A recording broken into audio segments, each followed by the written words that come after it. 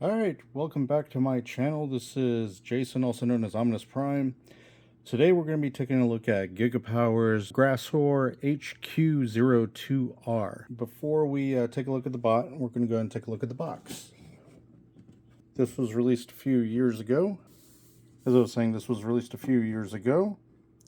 This was the first run version. And this is for the Chrome. And GigaPower Toys strives to produce the best quality products. However, depending on the specific time of your purchase, even the same type of items may vary in terms of the toy itself, packaging, illustrations, etc. We appreciate your understanding. What they're getting at is with these, some of these had different images on the box to start with. And it also depended upon whether or not you were getting the Chrome version or the non-Chrome version. These are Masterpiece scaled, according to the interpretation from GigaPower.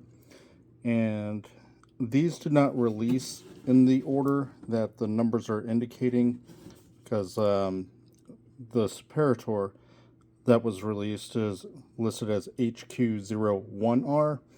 And that was like the last one that they released in the order of the Dinobots that came out. Okay, we're going to take a look at the back of the box.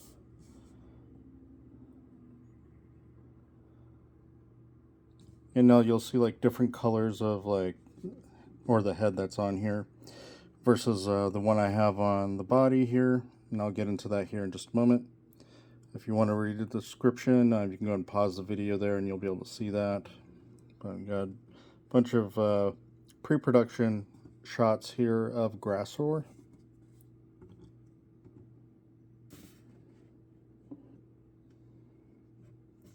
And I do love the box art on these. They came out really well. This is the instruction manual that you would get with Grassor. And there's his description if you want to look at that again. We'll take a look at the accessories that he comes with. On the reverse side, you get the transformation sequence. It's somewhat helpful. And you can see what kind of batteries that it uses for its light up features and how to install them. Take a look at some of the accessories that it comes with. We have his blaster rifle. There's no paint on these on the weapons here, but there's a lot of sculpted detail, which keeps it looking interesting. A lot of people don't necessarily like this being on the end here, the red tip.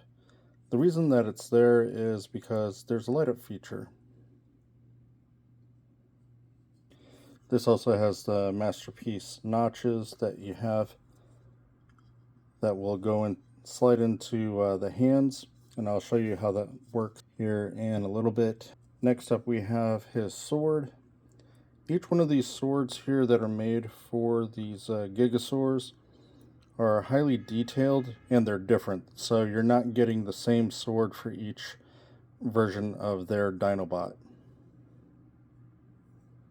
Same applies here. You would go ahead and unscrew these, open it up and put new batteries in, and that's for the light up feature that you have here for the sword.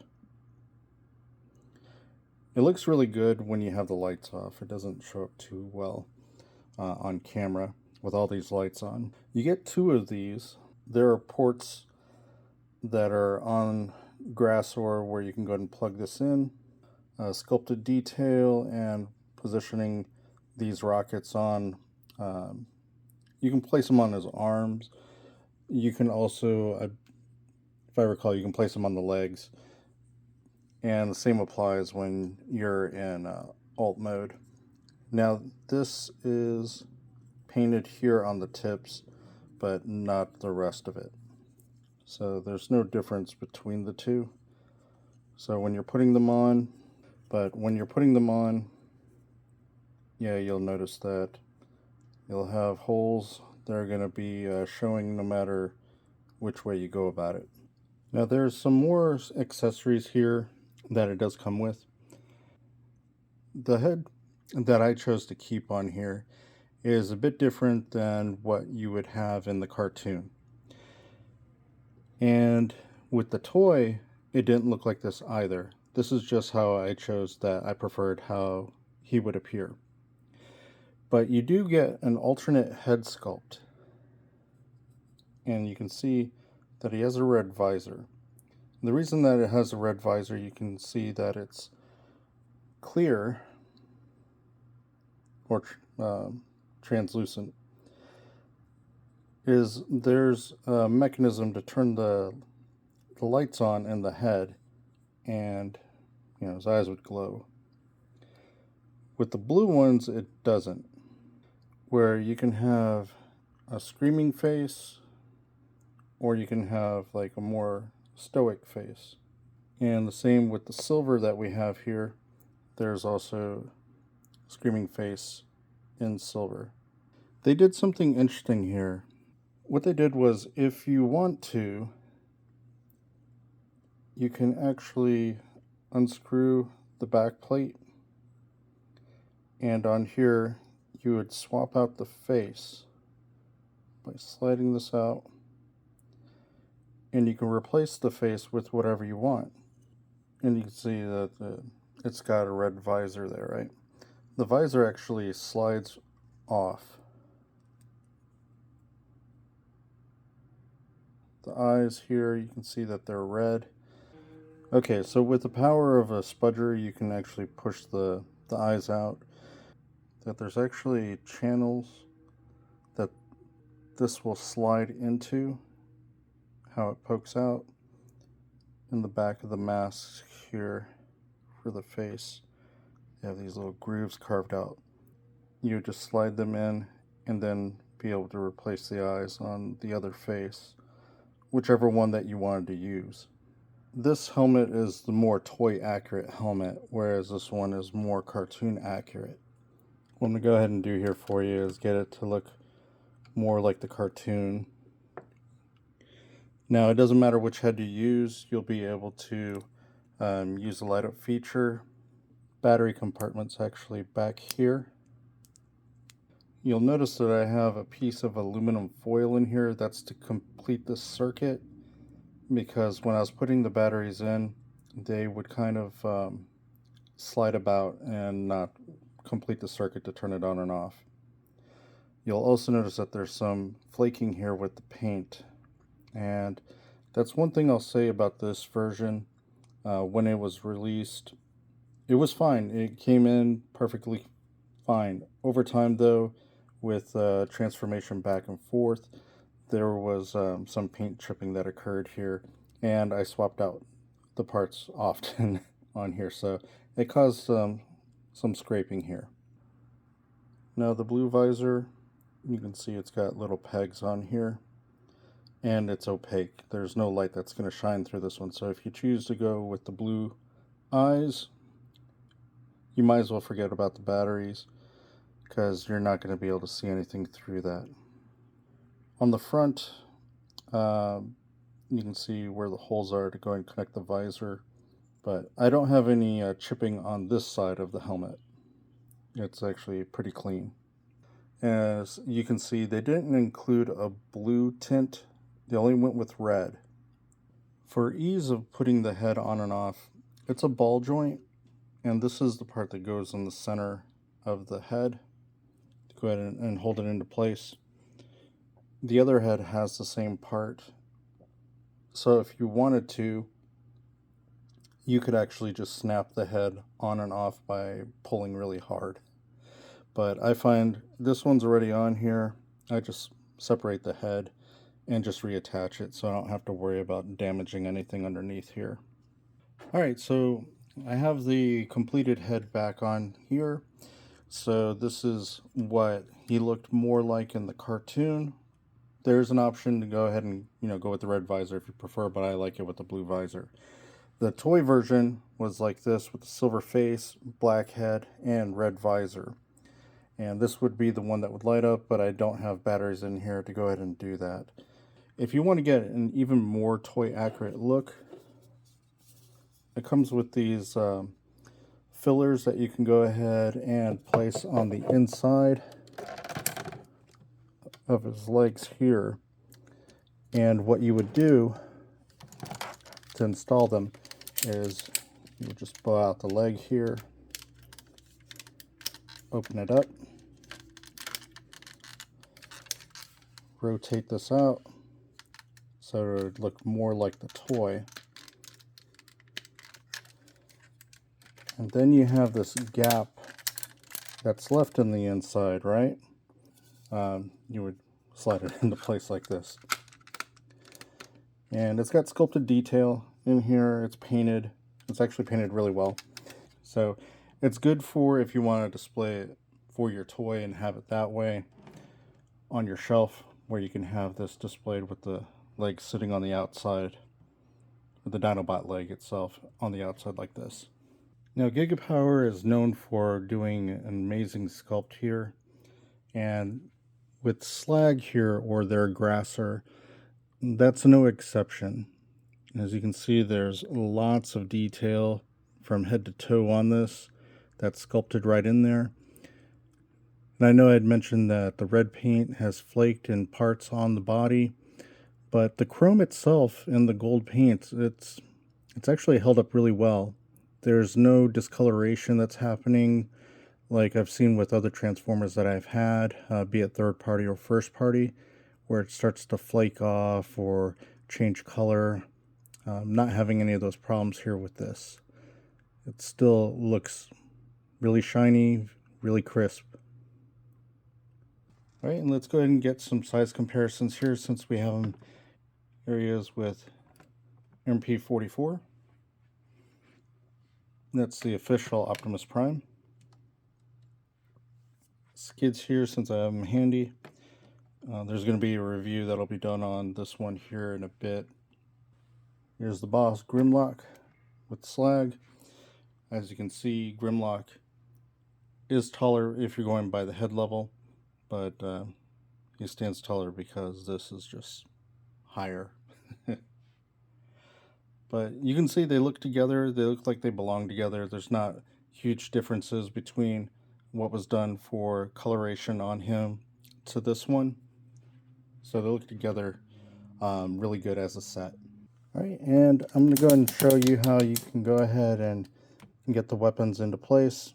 For instance, like his sword. It's notched on both sides on this, and there's a groove here in the hand that you would go ahead and get that into. So just to show it up close, you know, there's always a danger of it butting up. Well, it's not really danger, it's a likelihood that it's going to butt up against here.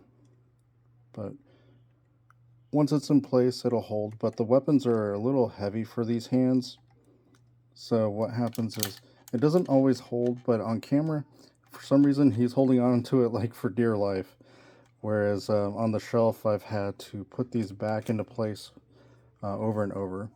The good thing is, with it being notched on both sides, if you wanted to have it downward, you have the option to go ahead and do that, and it holds it just fine. You would just slide this in. As you can see, it fits in pretty well, and you can go ahead and pose the hands however you need to, because each one of the fingers are articulated, so you can bend it and grip it around, and so you can get the poses that you need. So that works well. It's just I'm always having to readjust the hands because the joints are ratcheted and really stiff, so when you're moving it around, it'll wiggle these out of the grooves, and then the weapons get dropped. So if you're going to pose him, it's best to go ahead and pose the arms where you want to have them, and then add the weapons afterwards. With the head, this is going to give you some hindrance here, so there's going to be kind of limited side to side motion here. You can adjust this as you need, but it's not going to give you a whole lot of room to where it's actually anything significant. But you get a little bit up, you get enough down to where it looks like he's looking downward. For the shoulders and the collar that's here is actually able to be manipulated. So if you needed to get out of the way a little bit, you can. Similar to Grimlock's, you can get just about all the way out to 90 degrees. So Get them in the T-pose here.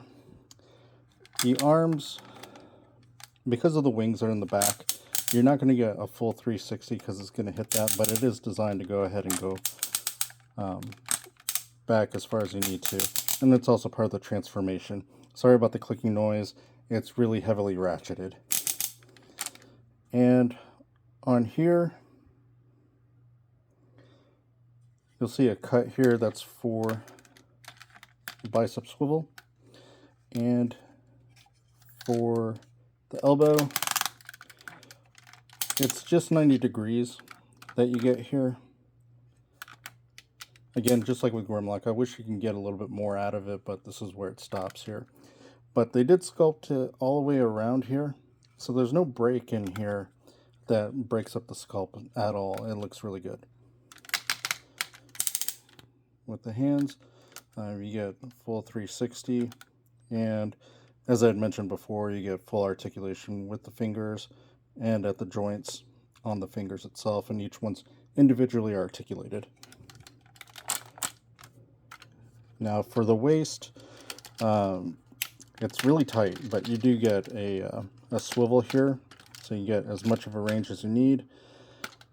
This one does not have a button back here for an ab crunch, so you don't get that with this one. The hip skirts come up a bit, and you have it all the way around. So you get about that far up, and to the back, you get quite a bit actually back there. And for the knee, because of how they designed this here, you don't get quite 90 degrees. You get enough, I would say, for Dinobot, but it's just that the way this is designed, it's not going to get you more than what you need there. And for the ankles, you do get an ankle rocker. It goes in and out, and it does go down, and it doesn't go up. Okay, now we're ready to go ahead and get him transformed. So let's go ahead and get that started here. I always like to start with the arms because it's the easiest. And when these were being made, it was common to open a flap and then rotate the fist in.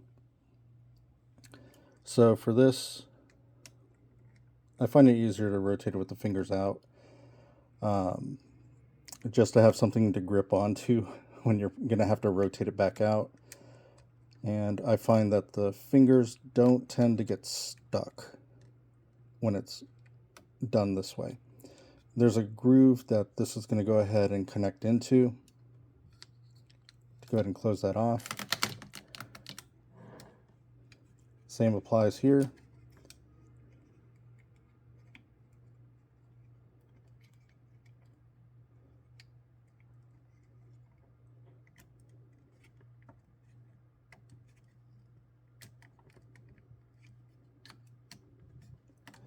Okay, we have those done. Next, this flips out, so you can get the head tucked away. You're going to lift this up a little bit back here. And there's a slot in here that this is going to go in and slide right into.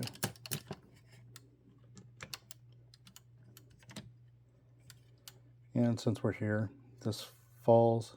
There's a ball joint here. This will allow you to go and get that up. And underneath here, just like with Grimlock, he does have a cannon inside the mouth, which is really cool.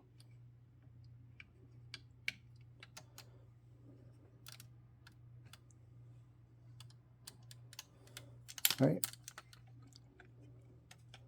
Just getting the wings out of the way and get this hip skirt down the way it's supposed to be. Next, we're going to work on the bottom with the legs here. So just like with the Superador, it's got these tabs that you're going to flip up. This allows for the legs to open up. Just in case you missed it on the last one, tab, flip up, allows you to open the legs up. Okay. just so you can see it a bit easier here. This has a groove that this is going to pop right out of. And you just extend that down to open up the leg. This, like I was showing you for the component here that would plug in when it's in bot mode to fill that up, you just open that and rotate it up a little bit. It gets you some room, and you just rotate that out like that. Underneath here, you would fold this. It's going to rotate back out. It's going to fill in a gap here that's going to be on the side when you start to close this up. And then you're going to rotate it in. And you'll notice that right now, this would put the leg facing the wrong way. So you're going to twist at the waist as well.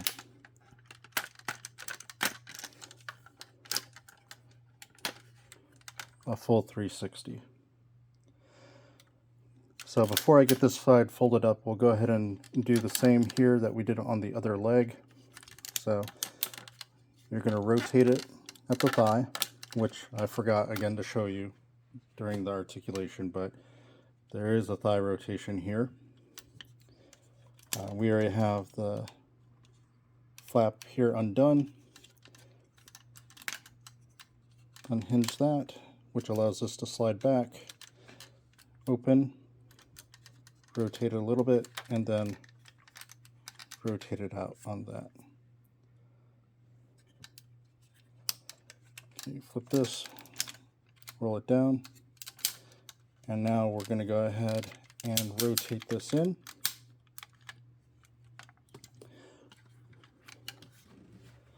Now the Fans Toys version of this has a nickname of being called a baked potato. This one fortunately does not look like a baked potato when it's all said and done. Back here, I'm going to go ahead and close this tab up so it stays in place. Same on this side.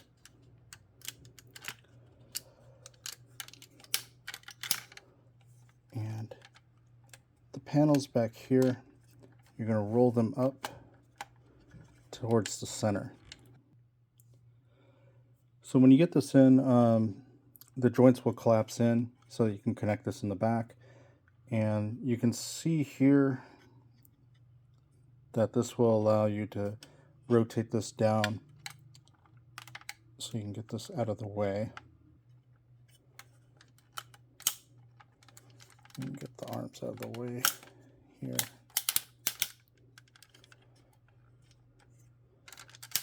Okay, then we're going to rotate this in.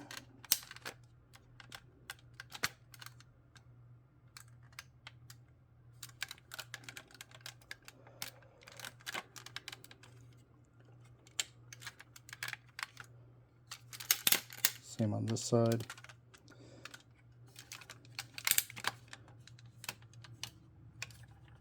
Now before I get that completely set here, I'm going to go ahead and rotate this out. Go ahead and make it so we can get the tail started. On this one I don't have a notch, but there's a little bit of a lip here. If you get your nail into it, it'll allow you to kind of pop that out. Rotate and then stick that out here. Go ahead and close this up. So the next part of it is just getting it to go around. And it's easier if you get the legs up and out of the way to where it'll slide in.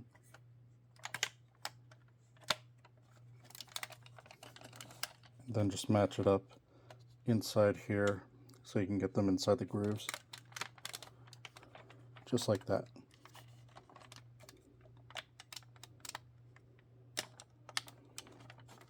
There's a hinge that this all bends in.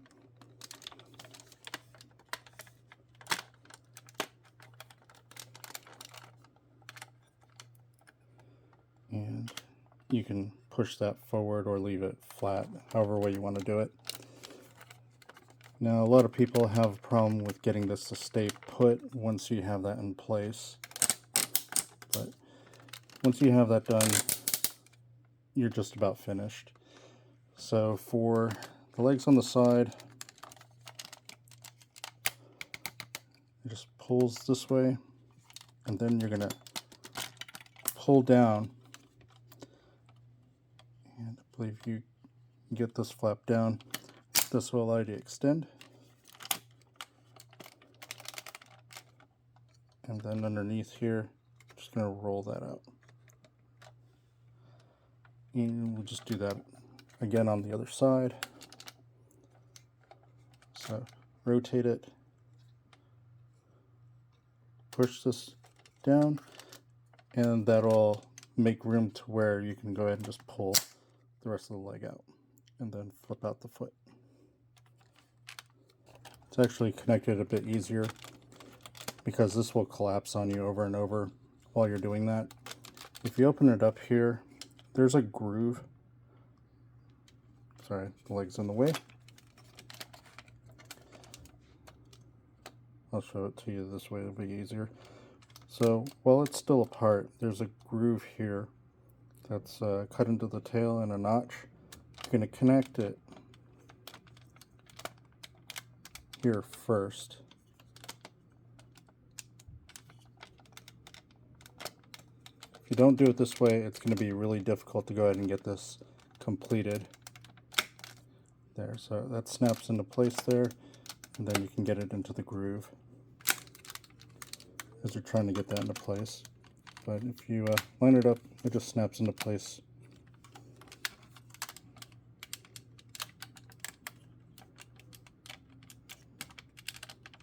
Okay, now with that together, you just sandwich everything back together the way that it was. It'll make it easier to go ahead and close this tail up.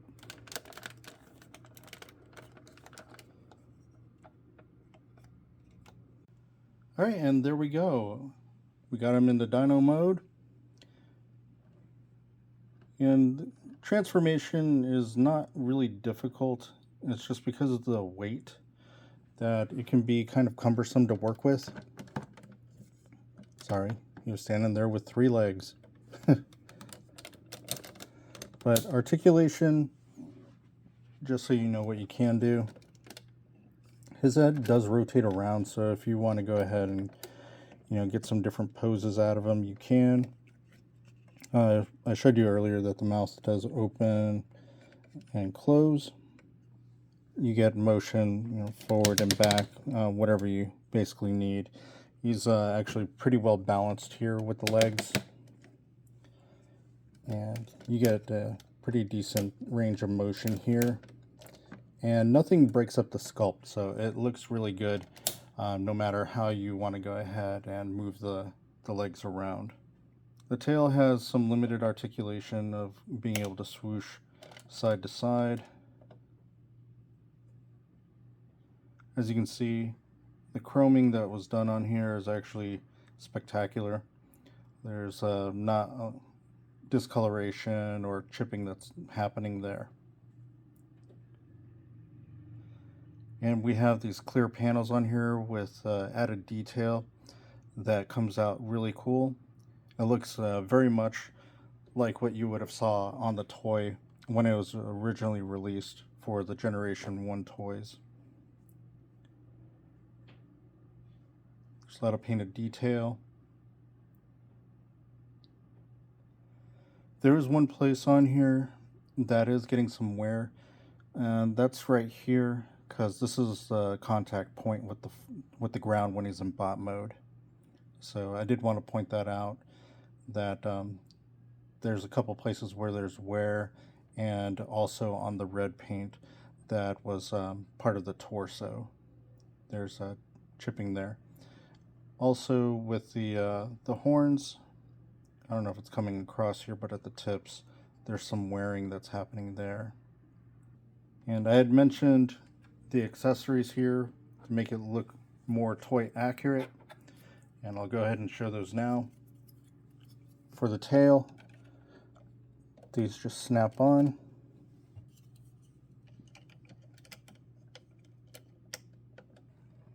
Gives it that smoky look like the toy.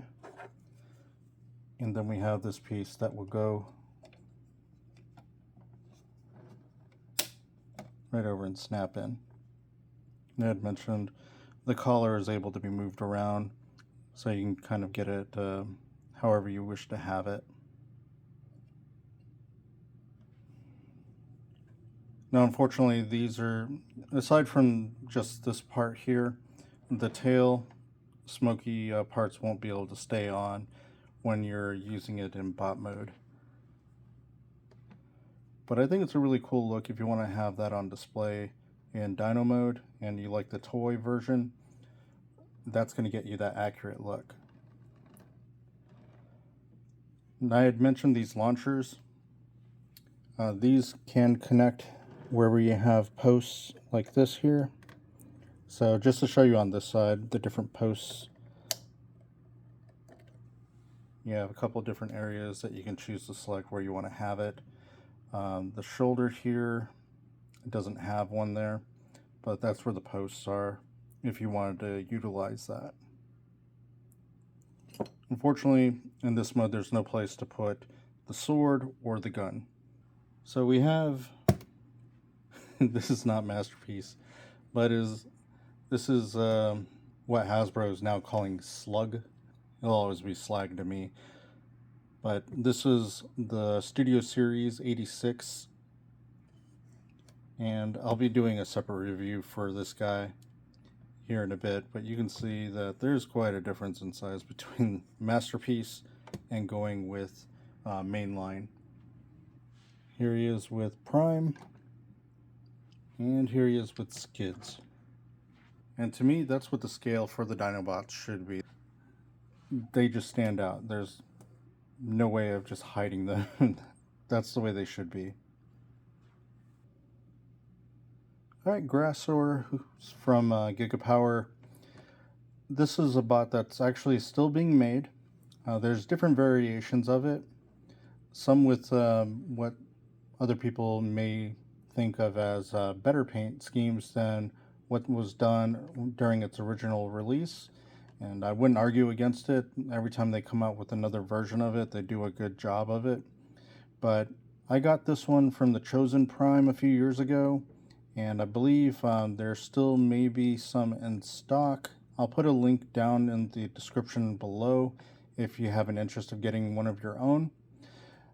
If you decided to go with Fans Toys, you know, I completely understand that. There's those that are going to just love the build quality of those. But if you're interested in this one, like I said, I'll put it in the description below. If you're new to the channel, please give me a subscribe here. I'm trying to see if I can reach 1,000. That's my first goal. And if you're wondering why I don't have Superador here to go ahead and compare with him here in the dyno mode, once I get through this series, I'm going to go ahead and put them all together so you can take a look at them all together compared to each other. All right? Have a good one. I'll check you next time.